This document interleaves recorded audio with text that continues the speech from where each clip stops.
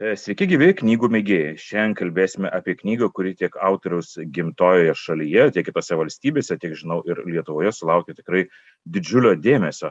Tai norvegų rašytojo Simono Strangerio romanas Šviesos ir tamsos enciklopedija, kurią lietuvių kalba išleido leidykla BALTO, o į lietuvių kalbą vertė Rūta Mataitytė. Tai kūrinys, kalbantis apie skaudų Norvegijos istorijos laikotarpį, kalbantis apie holokaustą, apie istoriją, apie kaltę ir atsakomybę. Tai knyga, kurioje autorius supina tikrą istoriją su fikcija ir tai yra labai asmeniška, bet kartu ir labai universali istorija. Ir tikrai labai smagu, kad šiandien turime galimybę pasikalbėti su pačiu šios knygos autoriu ir dabar ir sveikinusi su rašytoju. So, hello, Simono. Hello. Okay, first of all, I'm very glad to meet you here online and thank you for your book, which is, in my opinion, is very important and touching. And so right now your book is translated to Lithuania now, and have you got any responses from our country until now? Maybe some readers already written you, and because I know what you corresponded with a translator while she was translating your book. Yes, she's been very nice, and so yeah, it's wonderful that the novel is now out in Lithuania. Do you have a copy at your desk? Because I get confused with some of the copies or some of the different. Right now I don't have by my hand, but That's fine. No, it's I have never been to Vilnius or Lithuania, so. But it's wonderful that the book is now out there, thanks to the translator. And by the way, in English your book is translated as "Keep Saying Their Names," and in Lithuanian it's translated as "Encyclopedia of Good and Evil." Which title is more suitable for you, and do publishers discuss these titles when translating the books? Yes, absolutely. The English title came up because I didn't have the Norwegian title ready when the book was sold to many countries, so that's why they used one of the last sentences of the book.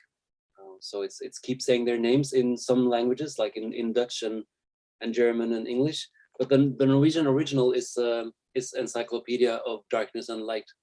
So the Lithuanian version is more close to the original now. I'll show you.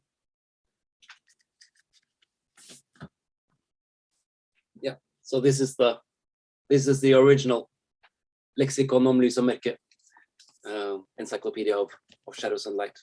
And by the way, this title "Keep Saying Their Names" is also quite correct because it also corresponds with the things which are written in your book, and maybe you tell a little bit more why we chosen that name, the title.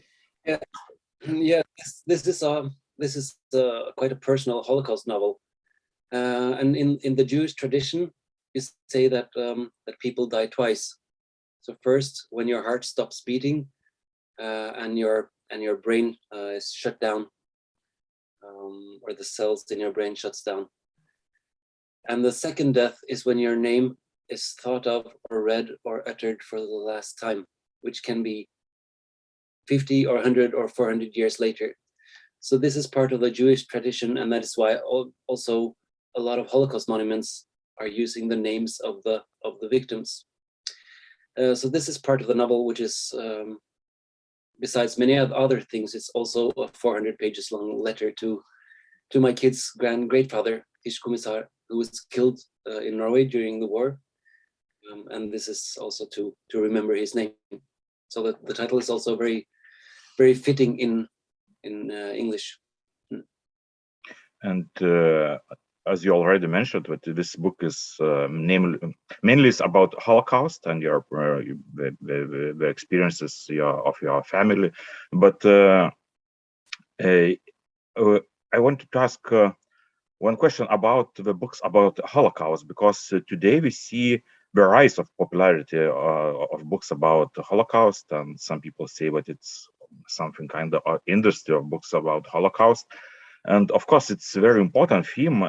But what's, in your opinion, why it is namely now, and why do you see why this trend is happening right now? Because I read one opinion that it had some time to pass before talking about it, because as writers from third or fourth generation after the Holocaust, we begin to look at this at what happened, maybe from maybe a little bit distance, and maybe we can ask questions which other generations couldn't ask, and before that the wounds were too raw.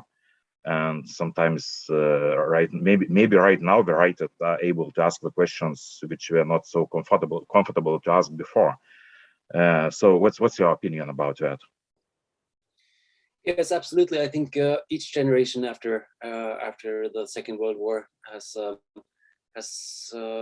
asked a little different questions, and now I think the time, at least in Norway, the last 10 years, 15 years, people have started talking the more difficult questions. How did Norwegians participate in the Holocaust? How did ordinary Norwegians turn into Nazists? So there's a new way of looking at it that is not the old version of the war was something bad that happened to Norway that came from the outside, but more looking at our culture as well. Where in Norway did we find these thoughts, right? And in a lot of families, it's just now when the grandparents are dead that people start digging into seeing that Norwegian families were also a big part of this. So I think that has changed now, and in my novel I think it would be very much harder 50 years ago to try to write this nice portrait of Henry Rinnan, who is this Norwegian Nazi and a kind of a main character in this novel, a real person who was a secret agent for the Nazis and responsible for a lot of death and misfortune in Norway. And I tried to write a portrait of him as a kid with warmth and empathy, which I think is important. And the reason why I think it is important is that I think nobody is born a monster.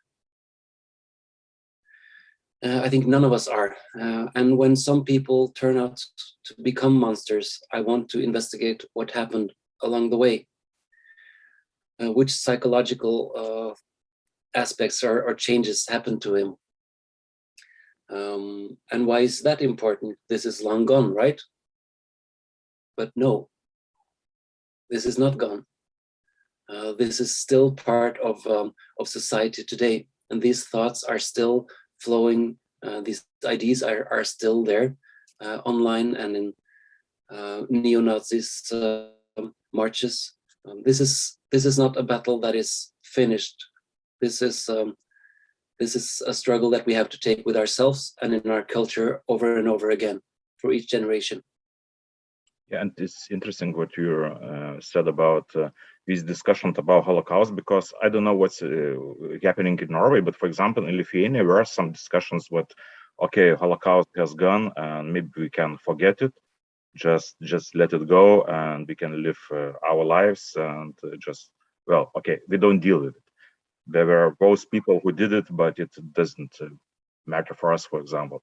Is it sometimes these ideas come in Norway as well? Yeah. Sometimes people would say that, but not so often actually, because we still have problems with neo-Nazis and with fascism.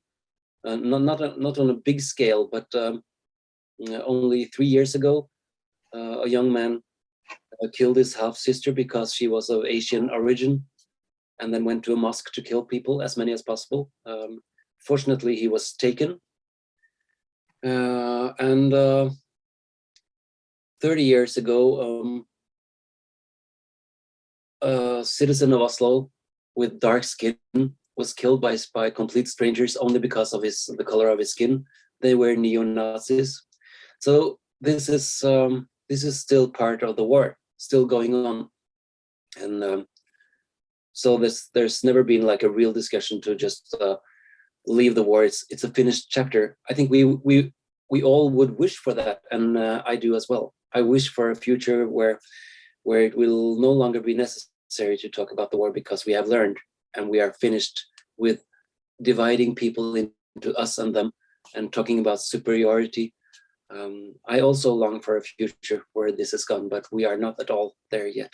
And I think this is even more visible in some East European countries, right, where right-wing extremism and right-wing thoughts and racism seems to be much more on the also political agenda than it does in Norway. I don't know how what it's like in Lithuania, but I think of Hungary and Poland, for instance. Yeah. Yeah, and it's very important for what you mentioned, that childhood of Rinan, because I think it's one of the core ideas of this book. Because at the beginning of the book, we can feel empathy for this person, because we feel what he's, that neglected child, and he grows and he wants to find his place in the world. Was it difficult for you to write about this person, because you know what monster he has become, and you tried to dive deeper in his childhood and to find empathy for this person? Was it difficult to write about it? Yes, it was, but it should be, and I try to also to write these horrible things that he does, and from within, and he feels obliged to do his job as an agent and also to torture people in order to make them reveal names, and he wants to be a good agent. I think there's a psychologist that I think I refer to in the book that once said that what we humans want most of all is to be loved for who we are, and if that fails, we want to be worshipped or like to be famous or admired is the word I'm looking for. Then we want to be admired, and if that fails, we want to be feared. And I think that is a description that is very suitable for Rinan, who was bullied as a child. One of the school teachers that were interviewed said that he was a quiet kid, right? Shy, always kind, trying to do his homework. But he was bullied a lot, and he was very short, and other older kids took advantage of that. So while growing up, it became more and more important for him, it seems, to be an important figure. He wanted power and recognition. And to me, it seems it's almost like a coincidence that he ends up on the Nazi side. I think, in my opinion, he could easily have been a part of the Norwegian resistance. I just think he wanted recognition and power, actually. Just not came at that right time and the right place, and so it happened like that. So, yeah. Okay, okay. Just let's continue. you ask a question. Yeah, but because I wanted to ask, because we already talked about why it's important to talk about Holocaust these days, because it's maybe more important than ever before after World War II. But how personally you came to the idea of this book? Of course, people who have read this book already know about it, but maybe you can tell a little bit about, because you've written in other subjects as well in your life, and why you have chosen that Holocaust theme this time. Yeah, it's because of a story that is truly amazing, and I've been together with my wife for more than 20 years, but it's only 5 or 6 years ago, 7 years ago now perhaps, that my mother-in-law Grete told me that she grew up in the headquarters of Henry Rinan, which you can see on the cover of this book. So she grew up in this house that was the headquarters of this Nazi agent during the war. And in the basement of this house, he would torture people. They had prison cells. They would party. And at the end of the war, he even had 3 people killed and chopped to pieces. In this same house, my mother-in-law grew up just after the war, playing, sleeping, eating. which is absurd, right? It would be absurd for any family, because this is one of the most well-known symbols of evil in this entire area of Norway. So people my age growing up there in the area would change the side of the street passing by, as if the evil from this house's past was like vibrating. So it would be very strange for any family to move in, but it's especially strange for a Jewish family, right? So my wife is from a Jewish family on her mother's side, and so her grandfathers had to flee to Sweden, both her grandfather and grandmother, and just barely survived. They fled Norway the same week as one of the biggest ships with Norwegian Jews that were sent out of the country. More than 700 Jews that were arrested by Norwegian policemen. By the way, there were Norwegians gathering these Jewish families. So they just barely survived, and my wife's great grandfather Ishkommissar was shot and killed at a prison camp outside of Trondheim, which is a city in Norway. So immediately when she told me this story, I was like, how is it possible for a Jewish family of Holocaust survivors to move into this house? And how did this house's history, how did it affect the family living there with this past and all these stories about the horrors that happened in this house? So then I immediately tried to interview her and investigate more of this, and I immediately, the second that she told me that she would use to stand at the top of the stairs to the cellar and hand out hand-drawn tickets to a musical theater that they would do in the basement, in the same rooms that were torture chambers just a few years before, then I immediately knew that there's a novel here, and I started writing. And did you find the answer for yourself how this family just settled in this house? Because as you say, it's for many of us, it seems impossible just emotionally to do that. But did you find the answer for this question? Yes, I found the answers, and I think the house influenced the people moving in very different ways. For my wife's grandfather, who decided that the family should move there because he needed to help his mother, who was running a shop in Trondheim, because her husband was killed during the Holocaust. So she needed help with the shop. And of course, if you look away from this house's terrible past, it's a beautiful house. So it's like it was a bargain. And they swapped the house with a professor living there, who used to live there before the war, and they swapped the house because he was moving to Oslo, and this lady in Trondheim needed help with the shop. So I think for Gershon, my wife's grandfather, it was also, kind of taking the power of your own life and taking like, okay, you know what, I'm gonna take back this house, and I'm gonna fill it with my story. The past is gone. And I think for his wife, this was impossible. According to my mother-in-law, she said that the history of this house completely destroyed her. So she's also a part of this novel. Her name is Ellen Kommissar, and she got gradually more and more depressed over the years living there. More and more of these headaches, and she had to just go to sleep in the attic more and more also during the day. And after 7 years, they couldn't live there anymore, and they were divorced. And that's the end of the book.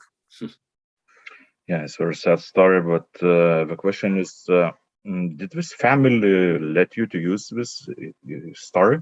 And how you're, I think it's quite hard for all the readers to know the story of his family, and how did they react what you are writing the book about it. And because another famous Norwegian author, Knausgård, and how it ended with his family after writing the books about his family. And so, what was in your case? Yeah, no, it's been different in my case, and it's been really very rewarding, actually. And I think just the fact that it took my mother-in-law 15 years to tell me this story says a lot about how she also has locked the doors to her past. So she was a little reluctant in the beginning, but then she started talking, and then each time we met, either her or her sister, her older sister who also grew up there, every time we met after that, we would sit in a corner and they would start to tell me more and more about their childhood and their past. And the act of remembering is like when you open memories, they tend to open new memories again. And so gradually unlocking more and more of her own past, and also coming more to terms with her own past, I think. In these 20 years that I've known her, she's always been quite hard on her mother, in my opinion. She's always been like, my mother never was there for me. She never stood up for me. She never came to any of my shows at school, or when I was dancing, she never attended to anything. She was just always so distant and always so quite hard, and quite hard and quite angry, actually. But in this process of talking to her about her childhood and this book, I noticed that she's been gradually more empathetic towards her mother, gradually more warm and understanding.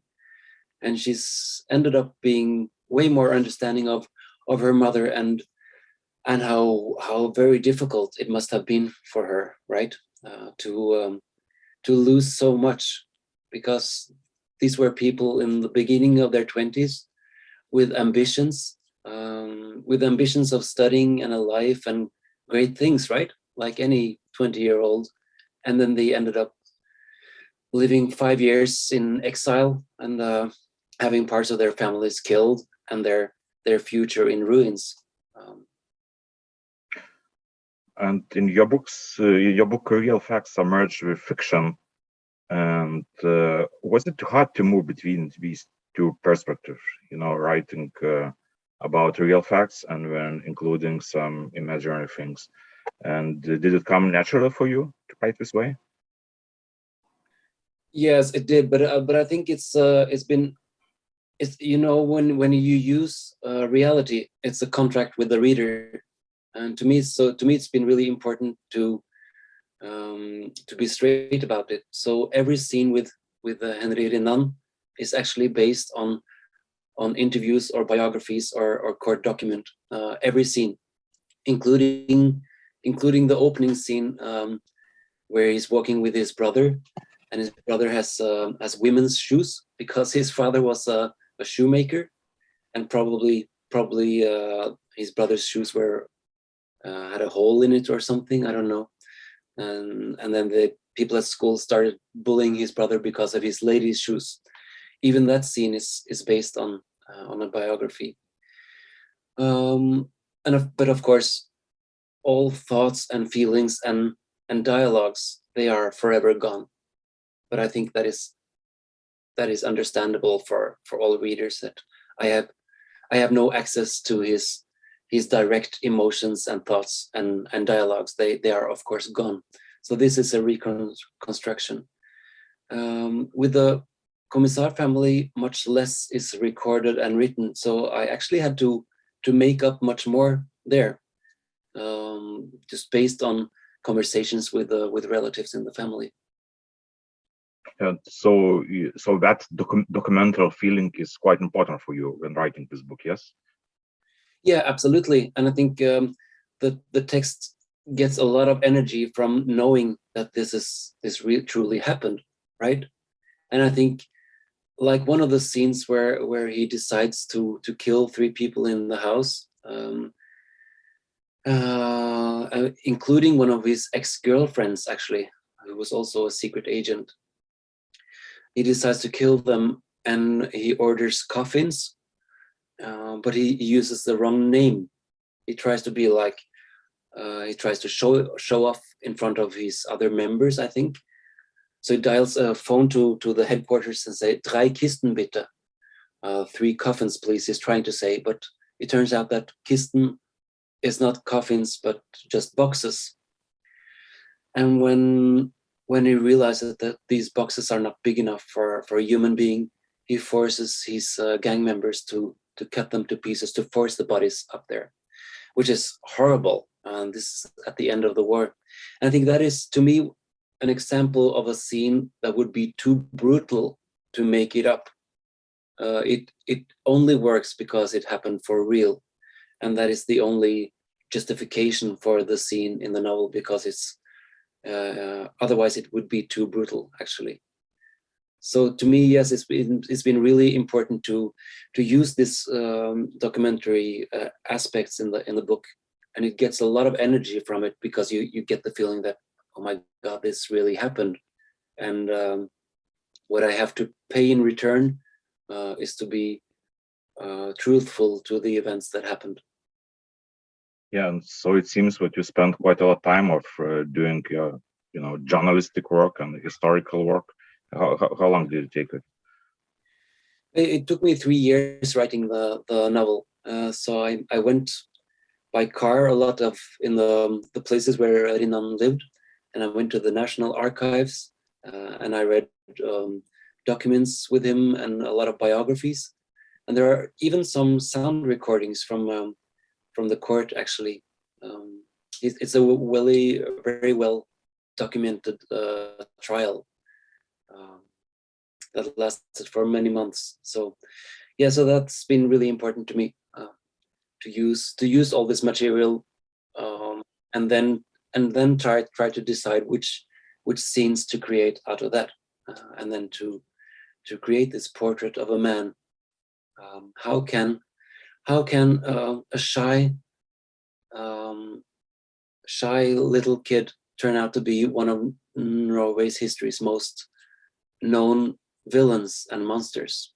That is part of this novel, and of course, it's written as an encyclopedia. So every letter or every chapter in the book is a letter in the alphabet, and part of that, the reason why that is of course aesthetically, that it makes it possible for me to just let time and space evaporate, and you can just float through time. You can go from something right here to something in Spain in the 14th century just by changing a sentence. But the second reason is to focus on the language itself, because it's language that creates our reality, right? It starts with words. Words are not innocent. So every genocide starts with words, and that is how we build up our image of the world, our image and emotions towards other people. The entire us and them is language, and you see it over and over again. How language is preparing a genocide in Bosnia and in Rwanda, and of course during the Second World War. So that is the other reason for writing the novel like that, to make the reader focus on the language itself. Yeah, and I think it's very interesting and a very ambitious storytelling technique, but I think it's quite a task for translators to translate these parts, because it's in Norwegian it's the one way, but for example translating to Finnish, for example, English, it's absolutely different way, and you have to choose another words for it. Yeah, you have to think of parts of this novel more like translating poetry more than a novel. But I think so. It's been a lot of fun and really rewarding too, and I'm so grateful, of course, to the translators. Norwegian is a very small language, a very small country, so I am completely dependent on translators also translating the world literature to my language, most of all as a reader, right? But of course also to translate my books. So here tried to make this recipe for the translators to make them understand that they have to change it. In Norwegian, it's A for faces. That is the first. So it doesn't work in English, right? You have to change it to something else. And accusations work in English as well. A for accusations. A for interrogation is also part of the Norwegian version, but not possible in English. So then every language is, this novel is different in every language. And I don't know, in Lithuania, how many letters do you have? Do you have 20? No, we have more. Okay. In English, it ends up in set, right? But in Norwegian, we have the additional letter A, and the last letter of the alphabet is O, an A with a circle, which is the longest part of this, the ending in Norwegian. But that is different in Polish, of course, and in all other different languages. And by the way, talking about translating of your book, so the translator of your book said that in her opinion, you wanted to tell the story not about the wounds, but about forgiveness. Do you agree with her? And is forgiveness possible after all of these events? Yes, I think it is, and I think it is necessary. Also for the victims. So, because I think hate will eat you up from inside. So I was so lucky to meet one of the very few Norwegian Holocaust survivors from Auschwitz, which he was a friend of my wife's grandfather, and I met him at a dinner party. He's also a part of this novel. In the Norwegian version, he's on F for Falstad. He was a prisoner at the same camp, but then sent to Auschwitz, and he was one of the 4 or 5 that survived and came back. And it made a really impression to meet him, because he was not a person of hate and hardness because of what he had experienced, but quite the opposite. He was such a kind and warm person. And I think to him, it was really important to forgive, but not to forget, because that is 2 different things. To forgive the people who have done this, if they are able to realize what they have done, and to ask for forgiveness. And I think it was in South Africa, this has been more one of the more recent examples, right, where people have this trial. If they tell everything they did, everything, then they would be then they could have redemption, and they would be set free. And in South Africa, this was crucial because there were so many people involved in the apartheid regime that imprisoning them would paralyze the society. So it was politically as well important. But yeah, I think this character that I write about, to him it was important to live on, but he spent the rest of his life talking about the Holocaust, writing about the Holocaust. And I think Primo Levi is another very great example to me. His books, I find them truly amazing. They're so heartbreaking, but what he does, he just describes it sometimes without emotions, just describing what happened, and also giving a portrait to the people who are no longer here.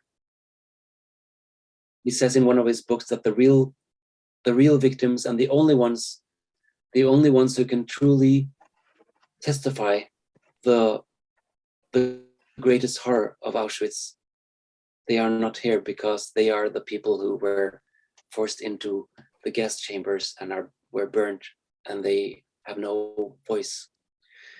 And that is, of course, the most horrible and really yeah, the most horrible and heartbreaking part of this. Yeah, and speaking about emotions and about horrible things, the same translator of your book to Lithuanian said what she mentioned the atmosphere of her book and how it changes from childhood experiences to tortures and again to lighter moments. And she said that some episodes were really hard for her to translate emotionally, and she had to distance herself from that. And which moments were the hardest for you to write emotionally? I think it's some of the scenes there are quite hard, and I think it is ethically, to me, it's important when I write.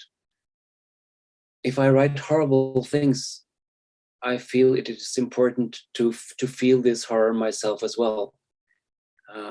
I feel that it's not ethically and morally just for me to have people being tortured and not feel anything.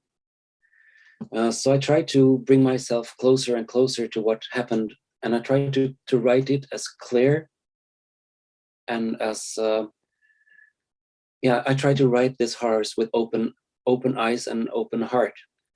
So one of the scenes where there's a young farmer and his son who are taken by Rinan as hostages. Because there are some rumors that the people in the district are hiding weapons, and nobody talks about these weapons, and nobody knows where they are. And Rinan is asked by the Nazi authorities to take two just random prisoners and force them to tell where they are, where the weapons are hidden, and if they don't find it, to kill them. So he brutally takes them with him, and they say that the weapons are on a remote island somewhere. And of course, they are just trying to buy themselves time, because probably there were no hidden weapons. And at the end, after searching and searching, and Rinan knows that he has to kill them. And this father understands it as well, and he starts begging for his life and for his son's life. And they are crying, and Rinan has his men kill them, which is a really tough scene.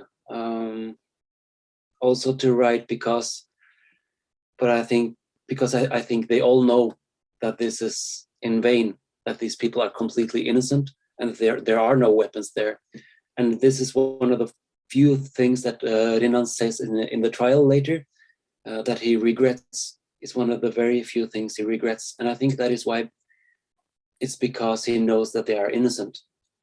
So it goes against his own morals, but also to write the scenes where some of these people are tortured and killed in the basement. They should be really hard to write, and they were. So for my last couple of books, I bring myself to a point where I try to feel, what is it like in this room? What is it like to be that person who is now beaten, who is now very much afraid, who is crying?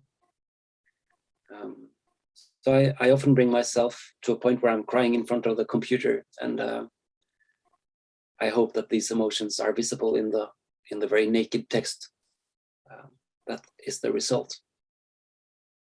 And by the way, your book is now, as I understand, in the programs in the schools in Norway, and the children read your book. And in your opinion, what fiction can tell more than, for example, non-fiction? And what can it teach children about reality? What can it do more than, for example, ordinary books? What fiction does? I think what fiction can do, the power of fiction is that you can really, what do you say? You can go into this person's heads and emotions, right? Which would be impossible if you're just writing about incidents that happened. In a non-fiction book, you're able to associate yourself with the main characters. You can feel their emotions and thoughts, and have empathy with them.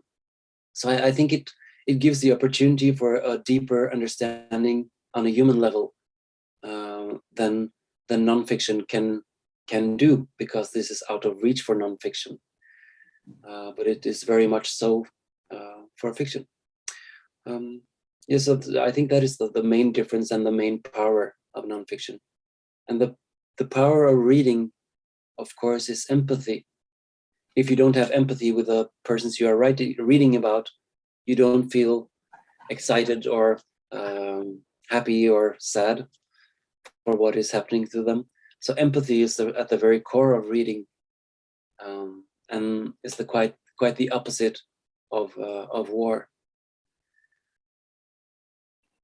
Yeah, and speaking about war and about how all these themes which you write about in this book are relevant to these days, I think we must mention the war in Ukraine right now, because I think it also resonates with your book, because it seems that okay, we thought that evil has gone for many years and it will not rise again, but as we see Russia invading Ukraine, we can see what people have learned nothing from history, and the history repeats itself. And so do you feel when reading your book, not reading your book, but thinking about your book, what it also tells about these times, about these things which are happening in Ukraine right now, in some way, of course? Absolutely, and I think one of the things that the Ukraine war shows is the power of ideas, because at the core of this war is this idea of a greater Russia, right? And that Ukraine is no state; it's part of Russia, which of course Ukrainians would say no to. But it's so the war starts with this idea, and it starts with history. And Putin is writing about this in an essay on his on the homepage of Kremlin. This great Russia, and they want to go back there, and it's chilling actually to see some of the aspects that are similar to the grand ideas of the Nazi era, right? Because they were also trying to do this for a better future. That is part of the Nazi ideology, right? They were really fighting for a better future, for what they believed in, and this was part of the ideology and culture in many European countries, also in Norway, even from late 19th century and moving forward. So yes, it's and of course it's devastating to see some of these images of people being killed, and not at all a surprise to see the horrors that soldiers do, because when you make this shift between us and them, and you say that these people, they are Nazis, which the Russians are saying about the Ukrainians, right? Then they should be killed, and you should have no pity with them, which is of course on so many levels wrong. And it's this image of, for instance, one guy on a bicycle lying dead in the street. Yeah, horrible image. For days and days, ordinary people being killed, cities being destroyed. And you know, in Norway, we can still feel the scars of Second World War, right? The scars are visible for generations, in terms of how the echoes of and the shadows of the war keep inflicting people today. Actually, I think my kids are the first generations that grow up and are finished with the war. And this, of course, is when the bombing one day stops in the Ukraine and peace returns. This will be a wound for generations, both in Russia and in Ukraine. So war is always devastating and horrible, and should at all costs be avoided. It can take generations to build a cathedral, and it takes just a couple of bumps and a couple of minutes to tear it down. and it takes decades to raise a child and to give your time and your feelings and your emotions and kindness, and it just takes a bullet to kill it. Yeah, but I think it's very important that people understand it, and we speak about it for centuries. But anyway, if you look at the human history, it's the history of endless wars, when a war ends and never begins. So I think it's it's sometimes you just don't feel very optimistic about it, because all the lessons, all these things we are talking about, everything is just, after all, it's nothing. Yeah, I'm luckily enough a little more optimistic than you. I think there are, of course, there are a lot of examples of war, but looking at the 18th century or the 17th century, I think war was more common, and it's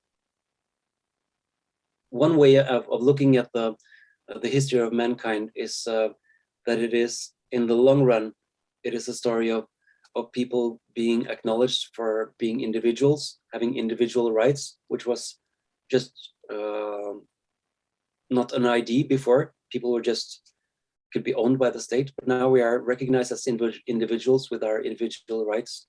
Children have rights.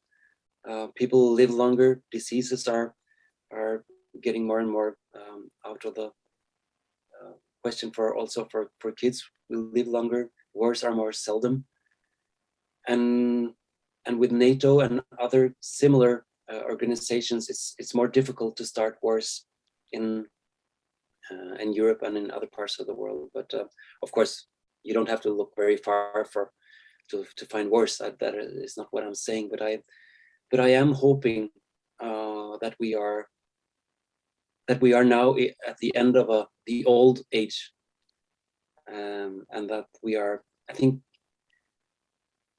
think the world is quite young, actually. As I understand, one of your recent books is about Afghanistan. Am I right? Yes, yeah. And the traumas. And so, what does it have in common? For example, with your other book, for example, with this one book about Holocaust. What experiences are when you was writing that book? What experiences were common in your thought? I think the traumas of war. So this last novel is about a real Norwegian war veteran who went to Afghanistan to fight for the NATO forces, which I can say a lot of things about. He went there in 2011. 21 years old and full of optimism, and he used to say that he was immortal at the time. And then he comes home after experiencing war at its real horror, like watching people take off arms that are torn off. He has to kill another Taliban soldier on quite close range. You can see his face. He's almost killed himself. And when he returns, he gets post-traumatic stress disorder. So he gets more and more nightmares and anxiety. His girlfriend leaves him. He's no longer able to work. His friends leaves him, and at the end, he just wants to kill himself. So that is the beginning of the novel. And then he makes this agreement with his mother, that she says that it's okay if he doesn't manage to live anymore, she can understand it. And this is spring 2015. But he asks him if he could please just give her some more time before he kills himself. And he says, I can give you one more Christmas. So then the novel is a countdown of the 304 days he gives his mother before he wants to kill himself. And during that time, he finds a way to get back to life again. And his life is still hard, I think, but he's married now, and he has 2 kids, and he has a lot of happiness in his life as well. And in the process of writing this novel, he's said once that the process of writing the novel has made it possible for him to to move past Afghanistan and move past his identity as a soldier, and to start a new life. But I think what this novel shows, maybe even more than Encyclopedia of Shadows and Light, is how war is so devastating, also to the people who are not killed. How it can just ruin you, and it's like he's had a shell shock on the inside, and his thoughts and emotions are just scattered. So he's no longer functioning, and this happens to a lot of veterans. Actually, I don't know if Lithuania had NATO soldiers going to Afghanistan as well. Yeah, I forgot. You did, right? Yeah, but we also got we also got some people who were to Afghanistan when Lithuania was under Soviet Union. So were some books about Lithuanian people who fought in Afghanistan, and so about their traumas. And there is organization in Lithuania where Afghanistan veterans, and they cannot manage to live life after all the experiences. They just live their traumas and many suicides, alcoholism, and other things. Yeah, exactly. This happened a lot in Norway as well. And I'm in the States, there were a 20-year period where there were 8,000 veterans killing themselves each year. So that is 22 veterans taking their own life every day for 20 years. So many more soldiers have died after the war than in the war. And that is true also in Norway, and of course also in Russia. I also write about the Russian war before the NATO war. In this book, there's also an Afghan main character, actually, a Taliban soldier.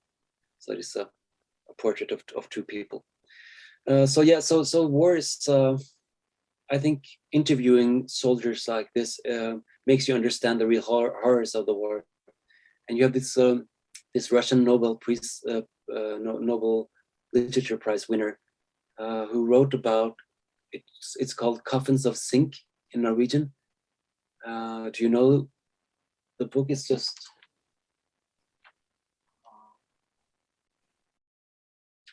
I have it here somewhere. It's just interviews with the Russian soldiers going to Afghanistan in the 10-year-old war, and describing their horrors and how their lives are just. And Svetlana Alexievich also writes about all these experiences as well. It's her, yeah, Svetlana Alexievich. It's her. Yeah, Coffins of Zinc. Yes. Norwegian title. In Lithuanian, it's Cinco Berniukai. So, and maybe you have thoughts for your another book, the next theme which you want to explore in your books.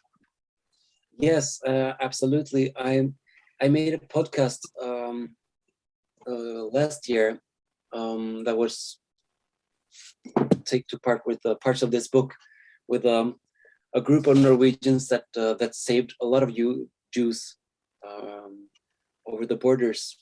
And then I found this amazing story, because in this novel and in the family story, the saying has always been that my wife's grandmother, Ellen Kommissar, in this novel, that she was saved by a little company called Carl Fredriksen's Transport.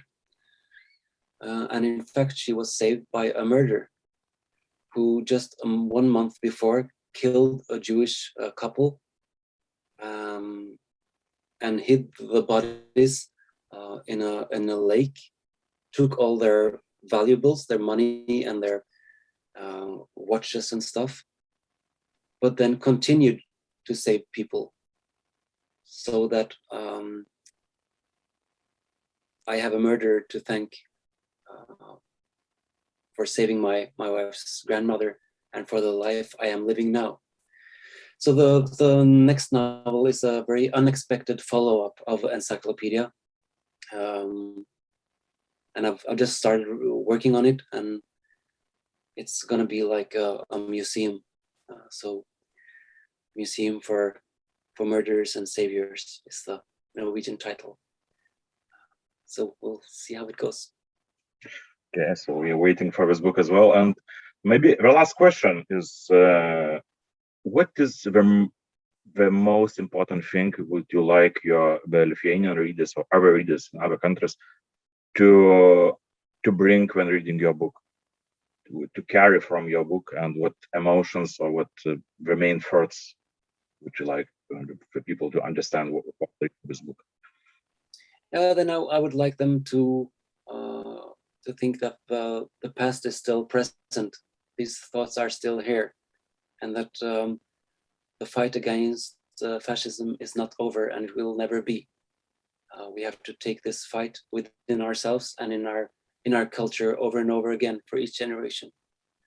And the second one is to remember the names of those who were killed, and in that way oppose and work against the Holocaust, against the eradication of people and the genocide, and to bring all those who were killed, to bring them to life again, to remember them. That is all we can do. So thank you very much for your important thoughts and for your important book. And I hope that readers will discover it in Lithuania. I think I know that many people already discovered, but I think that after this interview, more people will be even more interested in reading what you are writing about. So thank you, and we are waiting for another translation of yours to appear in Lithuania. Thank you so much for your time and for your lovely interview and very, very nice questions. It's really great to attend. Thank you. Thank you very much.